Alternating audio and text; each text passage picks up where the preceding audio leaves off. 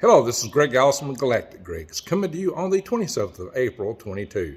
Time on deck is 1500 hours Central Daylight Time. My friends, the Artemis I rocket has been rolled back to the VAB, the Vehicle Assembly Building.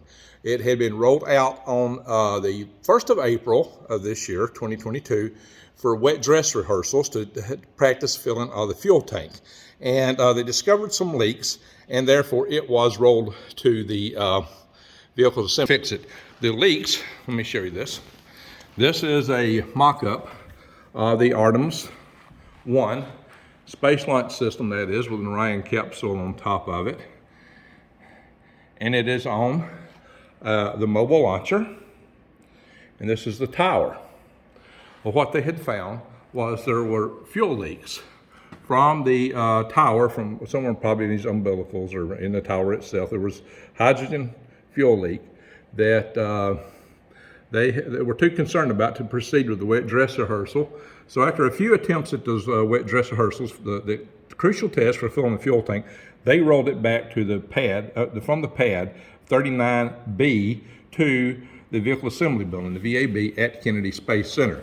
And that rollback started on the 25th and should have been completed in the wee hours yesterday, or sometime yesterday.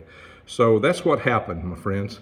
If all goes well, they'll get it repaired, and we'll be doing more wet dress rehearsals. We're kind of anticipating, last I heard was sometime in May, when this thing is going to launch. I hope the sooner the better. We hope at least by June. Will it launch before the SpaceX Starship? I don't know. But if it does, this will be the most powerful rocket ever launched. If not, it'll be the second, providing that SpaceX has their system fully fueled and all their engines going. So the SpaceX rocket, the Starship, is a very powerful rocket, but they're having problems getting approval from the FAA for an environmental clearance to launch from Boca Chica, and they're also redoing their Starship Booster 7. It's had some tank damage inside. So, this is the world of rocketry. Anytime you first get a system together, there's always bugs in it. And if you've ever integrated software to hardware, the first time it's a development software, I don't mean stuff off the shelf. The first time you run it, there's always going to be a lot of bugs. The same way with the complicated hardware systems. This is hardware and software all together. First time on the pad that they tried to do a fueling of the tank. Now they had, as you know, had done some firings at Stennis. The same stage, the core stage that is, got fired at Stennis 2 times of the real system, not the mock-up here.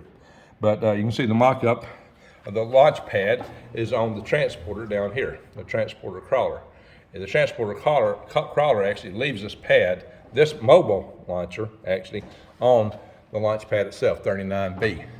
So hopefully all this will go and this thing will fly, and we can get some performance out of this. But that's what we're hoping, and hopefully there'll be some men flying around the moon before the end of the year.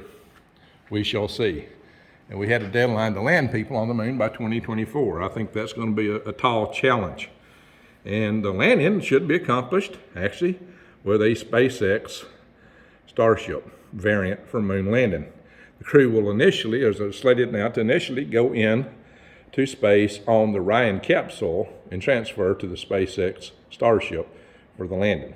Interesting type operation, but that's what they got in plan. So we'll see how it all shakes out.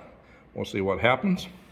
So my friends, all I'm going to say with this is bang the notification bell and click all. And hope you've enjoyed the videos. I'll be doing a lot more on space here in the upcoming months. So thank you for watching, and Greg out.